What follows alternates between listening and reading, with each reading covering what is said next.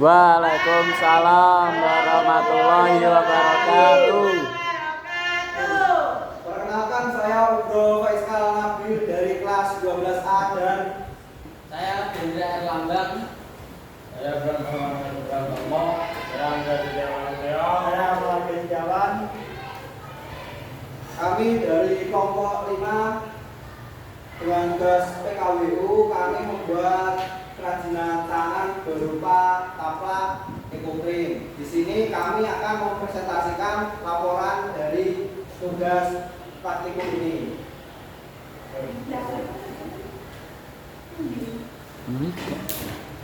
Kue sing biasa. Latar belakang dan rumus masalah. Taplak ekoprint dikembangkan sebagai respon terhadap meningkatkan permintaan pasar akan produk dekoratif yang berkelanjutan dan bernilai seni. Kemudian dengan ratus masalah taplak ini menawarkan keunikan Meneng asu, meneng alam yang membedakan motif lanjut dari daun bunga dan tumbuhan ke kain secara organik. Proses produksinya yang menggunakan warna alami dan metode ramah lingkungan menjadikan pilihan ideal bagi konsumen yang sadar lingkungan. Keistimewaan utama terletak pada karakteristiknya yang siap mulai kain memiliki pola eksklusif yang tidak dapat direplikasikan secara identik dengan menggambarkan estetika alam, nilai sosialitas dan kearifan lokal. Produk ini tidak hanya berdiri sebagai item dekoratif, tetapi juga merepresentasikan gaya hidup masyarakat yang menginspirasi keaslian dan kelestarian lingkungan. Rumus masalah. 1. Apa saja alat dan bahan yang digunakan untuk membuat produk?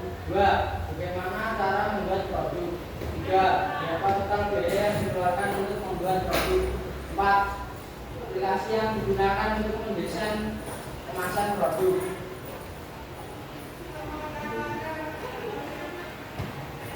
Pembahasan dan tentang produk.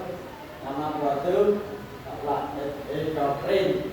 Deskripsi produk atau keunggulan produk. Keunggulan taplak ekoprint dan teknik founding terletak pada detail pola yang sangat hidup dan tajam, tekstur fisik yang unik, serta proses pembuatannya yang langsung dan eksklusif, menjadikan setiap helai taplak sebagai karya seni fungsional yang tak terduplikasikan untuk aspek produksi, alat, panci, palu kayu,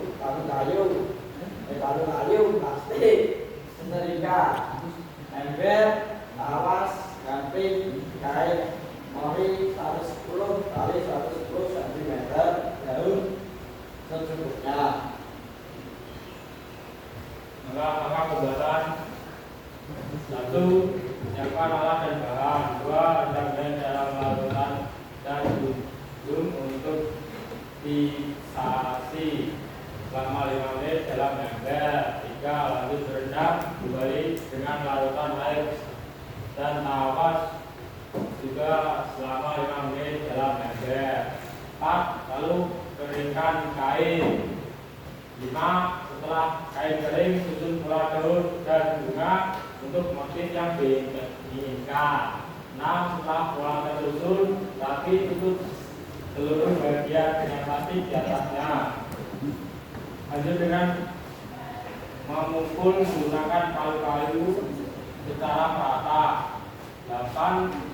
Jika sudah tekan plastik pelan-pelan dan lihat warna yang dihasilkan jika sudah sesuai dengan keinginan. 9.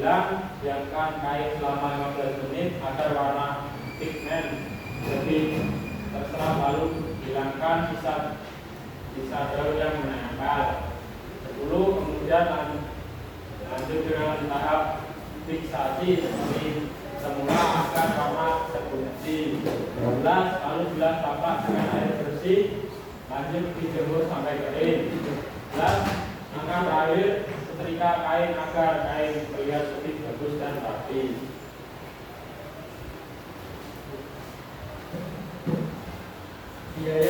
biaya penyusutan barang. 1. Panci. 2. Batu kayu, ember. 4. Seriga. 5. Plastik. Harga total 2016.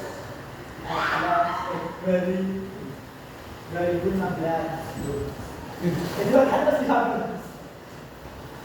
Harga total dibagi istilahnya estimasi masa berlalu berat. Biaya penyusutan alat dan mesin samanya ada 18.000.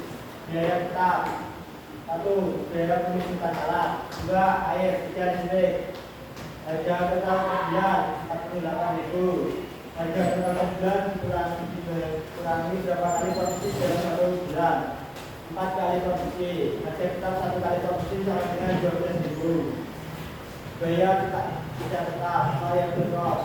1. Tawas, 2. gamping, 3. kain mori 110 cm, 110 cm, 4. tote bag, 5. plastik blok.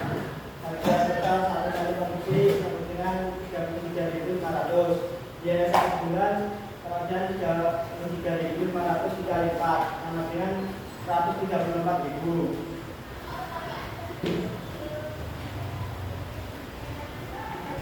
Biaya tetap diberikan dengan biaya beserta hasilnya 45.500. Harga produksi pokok HPP rumus tetap biaya dibagi jumlah produksi dengan 45.500. Harga jual keuntungan yang didapat 10% per orang, jadi total keuntungan yang didapat 50%. Maka besar keuntungan 50% dikali 45.500 sama dengan 22.750. Harga jual HPP ditambah besar keuntungan 45.500 ditambah 22.750 sama dengan 68.250 dibulatkan menjadi 68.000. Pendapatan bapak omset terus harga jual kali jumlah produksi sama dengan 68.000 dikali 1 sama dengan 68.000. Pendapatan bersih laba rumus penerimaan kotor kurangi total biaya 68.000 kurangi 45.500 sama dengan 22.500. Setiap orang mendapat laba sebesar 22.500 dibagi 5 orang sama dengan 4.500 per orang. Ini merupakan desain kemasan yang kita buat.